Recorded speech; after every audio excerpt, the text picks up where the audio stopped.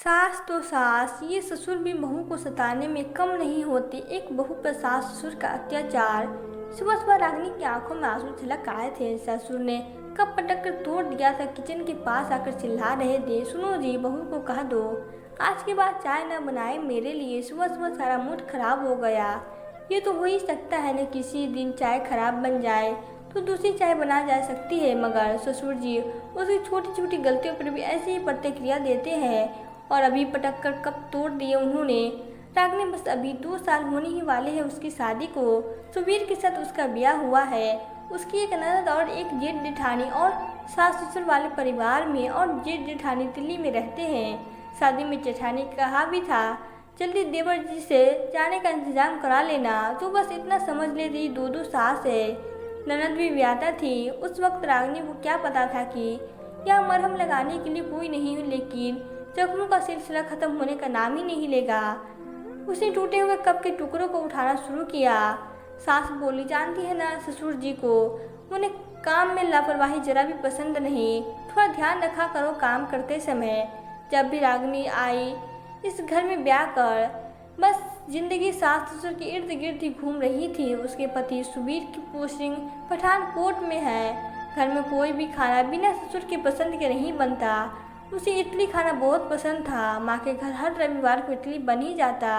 पर ससुराल में जैसे ही उसने रविवार को इडली बनाया तो ससुर डाइनिंग टेबल पर से नाश्ता का प्लेट छोड़कर उठ गए, टेस्ट तक नहीं किया। सास चिल्लाते हुए बोली, जरा समझ नहीं तुझे, उन्हें इडली नहीं पसंद, क्या जरूरत थी बनाने की, बताया है ना मैंने। उन्हें नाश्ते में रोटी सब्जी ही पसंद है। कर दिया ना नाराज, माफ़ी मांगो उससे जाकर और रोटी सब्जी बनाओ। गजब लगा था उसे उस दिन। माफ़ी किस बात की माफ़ी? इडली भी तो खाना है, रोटी सब्जी बना दूंगी, पर माफ़ी किस बात की?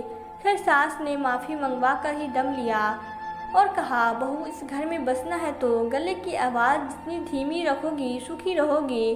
देखो ससुर जी से बिना पूछे कोई भी खाना नहीं बनेगा इस घर में, और हर काम समय से कर लेना, वरना इनके गुस्से से मैं भी नहीं बचा सकती तुम्हें, और माफ़ी मांगने से भी ये माफ़ नहीं करेंगे। वो समझ ही नहीं पा रही थी अपने सास ससुर के स्वभाव को। एक दोपहर को सोई हुई थी, काम करके इतना थकी थी कि उसे बिस्तर पर जाते ही नींद आ गई। अचानक उसके दरवाजे पर दस्तक हुई तो ससुर थे। वो हड़बड़ा गई। जी पापा, उसने कहा, बिना बाहर के कपड़े उठाए सोने की हिम्मत कैसे हुई तुम्हारी? देखो तुम्हारी सास कपड़े उठाने आ रही है। माँ बाप के सास ससुर की इज्जत करना नहीं सिखाया। बहू के होते सास कपड़े उठाएगी। जैसे नींद आंखों से कोसों दूर हो गई, वो दौड़कर कपड़े उठाने गई। जब देखा तो सास सीढ़ी के सबसे निचले पायदान पर खड़ी उसे गुस्से से देख रही थी। चिल्लाने लगी, बस सोने का बहाना ढूंढती रहती है। वो तो सास ससुर मिलकर उसे सताने की राजनीति करते हैं। अक्सर सास उसके टॉयलेट बाथरूम चेक करने चली जाती और कहती, इतना गंदा रखती हो, कभी ससुर जी ने चेक कर लिया तो तुम्हारी सामत आ जाएगी। अच्छे से साफ करो। वो कोई बच्ची है जो उसे हर बात समझाई जाए, उसकी ज़िंदगी की कोई प्राइवेसी है कि नहीं।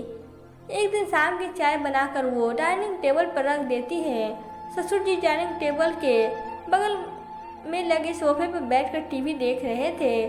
उसने बस चाय इतनी दूरी पर रखी कि हाथ बैठाते ही उठा सके कि सास ने आवाज़ दी, हाथ में इज्जत से चाय दो। घर के मुखिया की इज्जत नहीं करोगी और तुम्हें यह इज्जत मिल जाएगी। वो सोचने लगी, चाय रख ही दी तो कौन सी बेइज्जती हो गई, पर चुप ही रही। इन्हें बुरे अनुभव में शादी का पहला एनिवर्सरी आया, पर सास ससुर ने कोई गिफ्ट नहीं दिया, न कुछ स्पेशल पका, न ही सुबीर छुट्टी लेकर आ सके। दूसरा साल भी ऐसे ही गुलामी करते और 2 बहुत अहंकारी और बहू को घर की मेड से भी बदतर समझने वाले बुजुर्ग दंपति के साथ गुजर रहा था। ऐसा नहीं था कि उसने सुबीर को नहीं कहा, पर उसे भी दबे दबे ही कहती, क्योंकि वो भी सेना में था और उसे ज़्यादा टेंशन नहीं दे सकती थी। जेठानी हमेशा कहती, मैं बहुत मुश्किल से पिंड छुड़ाकर भागी हूँ उस घर से, तुम खुद ही कुछ करो। और मायके में भी बताया है, पर जितना उतना नहीं जितना दिक्कत है। उसे ननद से भी कोई उम्मीद नहीं थी। टूटे कप को उठाकर रागिनी फेंकने गई। उसे बहुत जोर से रोना आ गया था। माँ कहती थी, पढ़ाया लिखाया है इसलिए कि कोई सताए ना, तो सम्मान कर सके ना, कि डब्बू बनकर अत्याचार सहती रहे। बाथरूम के शीशे में खुद को रोते हुए सहमते दुखी चेहरे को देखकर उसे खुद पर गुस्सा आने लगा। एमए पास चरित्रवान गुणवान लड़की बिना किसी गुनाह के क्यों सहे इन कथाकथित माँ बाप का दूसरा रूप सास ससुर के अत्याचार। वो बाथरूम से निकली, आंसू पोंछे। सास ने कहा, दोपहर को सत्तू पराठा आलू की सब्जी बना दो, आज पापा ने यही बनाने को कहा है। जैसे ही रागिनी ने पापा शब्द सुना, ससुर के लिए जैसे उसके तन बदन में आग लग गई। क्या पिता ऐसे ही होते हैं, इतने अत्याचारी, जो बस बहू को बेइज्जती करने के लिए बहाने ढूंढते रहते हैं। उसने कहा, माँ जी मेरा मन नहीं है पकाने का। सास ने कहा, क्या कहा, सुनाई नहीं दिया। माँ जी मैंने कहा आज मेरा मन पकाने का नहीं है। पापा के गुस्से को नहीं जानती हो क्या, जो तमाशा लगा रही हो। वो दौड़ते हुए किचन गई और बेलन हाथ में उठाकर बोली, कौन पापा, किसका गुस्सा, मैं किसी पापा को नहीं जानती। अगर पिता ऐसा होता है तो दुश्मन कैसा होता है। ये अत्याचारी आदमी मेरा ससुर है और उसके कंधे पर बंदूक रखकर चलाने वाली तू माँ स्वरूप सास है। अगर सास ऐसी होती है तो डायन कैसी होती है।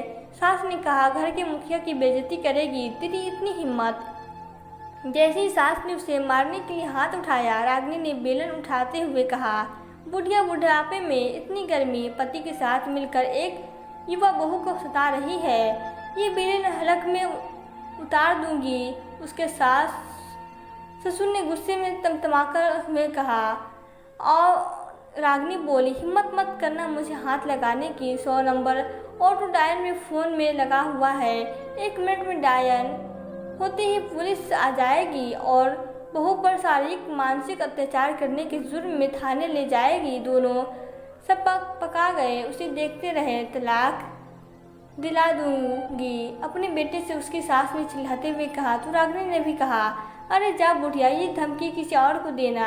अगर तेरी बेटी ने समझ तो ठीक, नहीं तो मैं खुद उसे तलाक दे दूंगी। अकेली बहू को रख कर सताती है। जब तुम दोनों को बुढ़ापे में इतना अहंकार है तो मैं भी अभी युवा और पढ़ी लिखी हूँ। इतने दिन मर्यादा और संस्कार को ढोकर चुप रही कि तुम लोगों ने तो मुझे मारा हुआ ही समझ लिया और इतने अत्याचार पर अत्याचार करते रहे।